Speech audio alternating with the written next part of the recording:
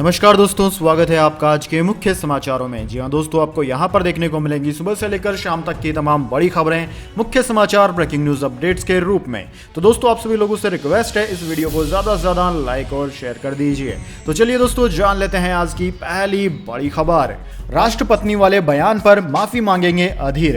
कांग्रेस नेता बोले सोनिया गांधी को न घसीटे, राष्ट्रपति से माफी मांगूंगा, पाखंडियों से नहीं। जी हाँ दोस्तों, राष्ट्रपति द्रौपदी मुर्मू को गलती से राष्ट्रपत्नी कहने पर कांग्रेस नेता अधीर रंजन चौधरी माफी मांगने को तैयार हो गए हैं। लोकसभा में विपक्ष के नेता अधीर रंजन ने गुरुवार को कहा कि वे इस मामले में राष्ट्रपति से माफी मांगने जाएंगे, लेकिन इस विवाद में कांग्रेस अध्यक्ष सोनिया गांधी को न घसीटा जाए। अधीर ने बुधवार को संसद से बाहर निकलने पर राष्ट्रपत्नी वाला बयान दिया था। उसके बाद गुरुवार को जब सदन शुरू हुआ तो लोकसभा में भाजपा महिला सांसदों ने सोनिया गांधी माफी मांगे की तख्तियां हाथ में लेकर नारेबाजी की। हंगामे के चलते सदन स्थगित कर दिया गया। मानसून सेशन में यह पहली बार था जब भाजपा के विरोध के चलते सदन स्थगित किया गया। इसके बाद दोस्तों, अगली बड़ी खबर फिर ठनी। दिल्ली सरकार के एक और प्रस्ताव को एलजी ने कर दिया खारिज।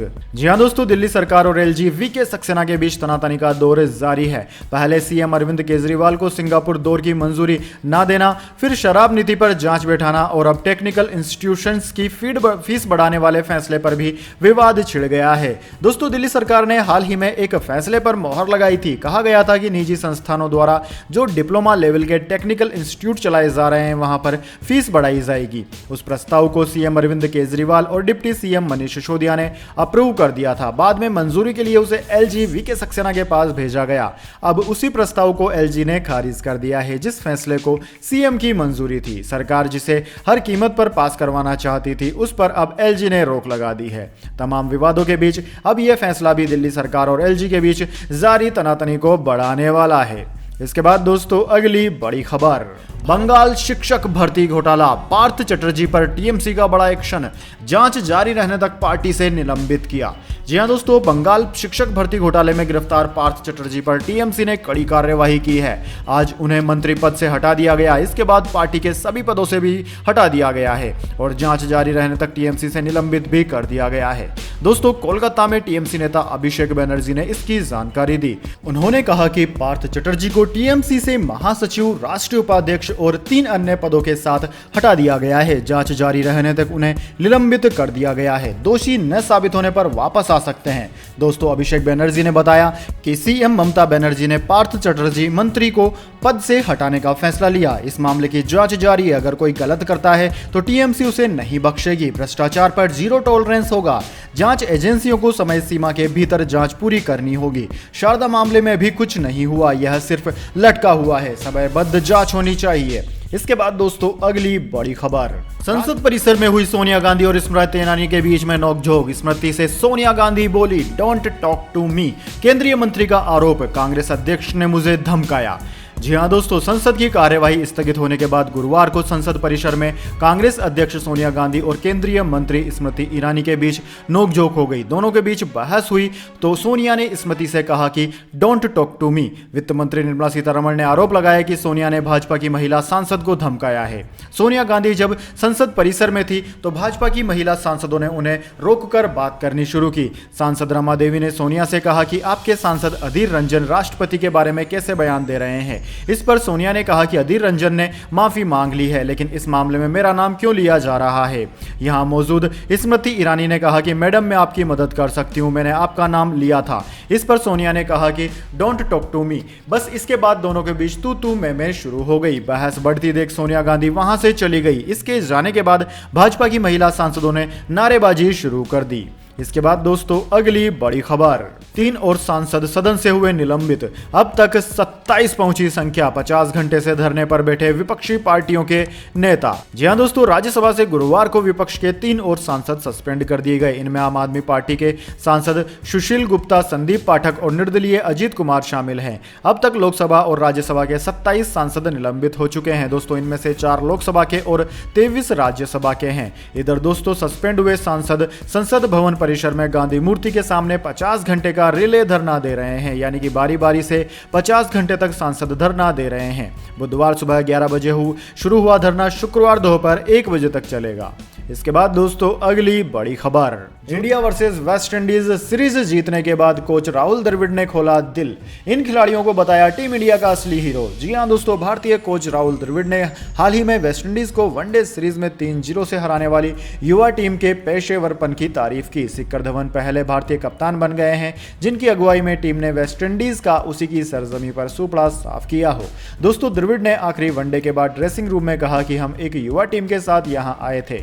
इंग्लैंड में सीरीज जीतने वाले अधिकांश खिलाड़ी यहां नहीं थे, लेकिन आप सभी ने उम्दा प्रदर्शन किया। तीनों मैचों में जबरदस्त पेशेवरपन दिखाया। उन्होंने कहा कि कुछ मुकाबले बेहद करीबी रहे और ऐसे मैचों में जीत दर्ज करना एक युवा टीम के लिए अच्छा संकेत है।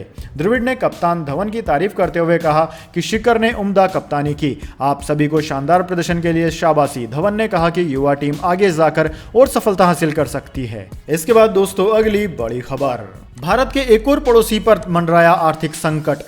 IMF से मांगा 4.5 अरब डॉलर का कर्जा। जी हां दोस्तों, एक के बाद एक भारत के कई पड़ोसी देश आर्थिक संकट में फंसते जा रहे हैं। श्रीलंका दिवालिया हो चुका है, पाकिस्तान भी दिवालिया होने की कगार पर है। वहीं दोस्तों मालदीव भी कर्ज में डूबा हुआ है। नेपाल का विदेशी मुद्रा भंडार भी खत्म होने के कगार पर है और उसने आयात पर कई तरह के प्रतिबंध भी लगा रखे हैं। अब इन सब के बीच बांग्लादेश का नाम सामने आया है। दोस्तों, रिपोर्ट के मुताबिक कोरोना और रूस यूक्रेन युद्ध ने बांग्लादेश की अर्थव्यवस्था को भी पटरी से उतार दिया है। वित्तीय संकट से निपटने के लिए बांग्लादेश ने वाशिंगटन स्थित अंतर्राष्ट्रीय मुद्रा कोष से 4.5 बिलियन अमेरिकी डॉलर का लोन मांगा है। ढाका ट्रिब्यून की रिपोर्ट की माने तो बांग्लादेश ने तेजी से घटते विदेशी मुद्रा भंडार के मद्देनजर IMF से यह लोन मांगा है। सूत्रों के अनुसार IMF की प्रबंधक निर्देशक क्रिस्टीना जोर्जीवा को लिखे पत्र में बांग्लादेश सरकार ने भुगतान संतुलन और बजट सपोर्ट के साथ साथ बांग्लादेश पर जलवायु परिवर्तन के प्रभाव को कम करने के लिए इस लोन की डिमांड की है। इसके बाद दोस्तों अगली बड़ी खबर, जोधपुर में बारिश के बाद बाढ़ जैसे हालात, सेना ने संभाला मोर्चा, लोगों को खाना बांटा। जी हां दोस्तों, राजस्थान के जोधपुर शहर में बारिश के बाद पूरा प्रशासन सड़कों पर उतर आया है। बारिश के बाद शहर की निचली बस्तियां जलमग्न हो गई है। BJS के रूपनगर में कई मकान पानी में पूरी तरह से डूब गए। राहत और बचाव के लिए सेना को उतरना पड़ा। सेना ने नाव के जरिए लोगों को राहत पहुंचाने के साथ सुरक्षित बाहर निकाला। दोस्तों, जोधपुर जिले और तहसील स्तर पर 500 mm तक पानी बरस चुका है। भारी बारिश की वजह से जोधपुर में बाढ़ के हालात उत्पन्न हो गए हैं। सड़कों और रेल लाइनों का संपर्क भी टूट चुका है। रेलवे स्टेशन, बस स्टैंड पर पानी भरा पड़ा है, पटरियां जलमग्न है। इसके बाद दोस्तों अगली बड़ी खबर, शिक्षक भर्ती घोटाला, अर्पिता मुखर्जी के चौथे घर पर ईडी की दबिश। 2 घरों से अब तक मिल चुके हैं 50 करोड़ रुपए। जी हां दोस्तों, बंगाल में शिक्षक भर्ती घोटाले में गिरफ्तार ममता बनर्जी सरकार में पूर्व मंत्री पार्थ चटर्जी के करीबी अर्पिता मुखर्जी के चौथे घर पर भी परिवर्तन निर्देशालय यानी कि ईडी ने दबिश दी है। NDTV की रिपोर्ट के अनुसार ईडी के अधिकारी शाम को केंद्रीय सुरक्षा बलों के साथ अर्पिता मुखर्जी के चिनार पार्क स्थित अपार्टमेंट में पहुंचे थे। इस दौरान ताला तोड़कर घर की तलाशी ली गई। इससे पहले बुधवार को परिवर्तन निर्देशालय ने छापेमारी करके उनके एक अपार्टमेंट से करीब 29 करोड़ रुपए जब्त किए थे। दोस्तों, परिवर्तन निर्देशालय के अधिकारी 18 घंटे की छापेमारी के बाद सुबह तक कोलकाता के बेलघरिया इलाका में अर्पिता मुखर्जी के घर से नकदी लेकर निकले। सूत्रों का कहना है कि अधिकारियों ने नोट गिनने के लिए 3 मशीनों का इस्तेमाल किया। अर्पिता मुखर्जी के दोनों घरों से अब तक 50 करोड़ रुपए बरामद किए जा चुके हैं। इसके बाद दोस्तों अगली बड़ी खबर, यूपी में अब स्कूल यूनिफॉर्म में पार्क, मॉल और रेस्टोरेंट में नहीं मिलेगी एंट्री, निर्देश जारी।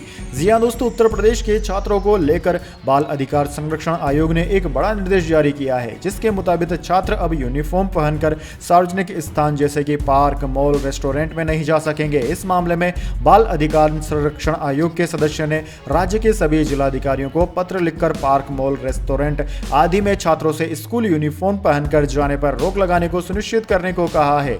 दरअसल दोस्तों, आयोग ने यह फैसला इसलिए लिया है क्योंकि कुछ छात्र छात्राएं स्कूल बंक करके बाहर निकल जाते हैं। इसलिए इस तरह की घटनाओं को रोकने के लिए आयोग ने यह निर्देश जारी किया है, जिसमें कहा गया है कि विद्यालय के समय में छात्र छात्राओं का विद्यालय यूनिफॉर्म में सार्वजनिक स्थानों पर प्रवेश प्रतिबंधित रहेगा। सार्वजनिक स्थानों जैसे कि पार्क, मॉल, रेस्टोरेंट में छात्रों की स्कूल की यूनिफॉर्म में एंट्री नहीं होगी। इसके साथ ही आयोग की सदस्य डॉक्टर सुचिता चतुर्वेदी ने सभी जिलाधिकारियों को इसका पालन कराने के निर्देश भी दिए हैं।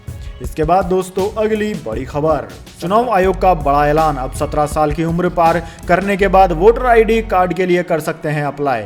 जी हां दोस्तों, देश के युवा मतदाताओं के लिए बड़ी खबर है। अब वोटर कार्ड बनवाने के लिए 18 साल का होना जरूरी नहीं है, बल्कि 17 वर्ष की उम्र में भी वे वोटर आईडी कार्ड के लिए आवेदन कर सकते हैं। चुनाव आयोग ने यह बड़ा ऐलान करते हुए दिशा निर्देश भी जारी कर दिए हैं।